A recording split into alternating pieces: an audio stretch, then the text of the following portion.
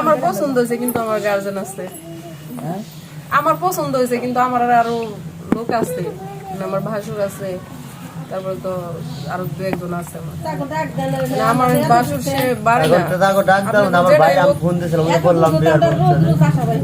রোজ রোজ আসতে পারেন না, যেটাই হোক হয়তো আমার বাসুর সাথে মানে হলো আমাদের বাড়ি সবার বড়, বাসা বলে সবার বড়, তার মেয়ের বড় চাচা, মানে এর উপর দিয়ে আমরা কোনো কিছু বলতে পারি না এখন।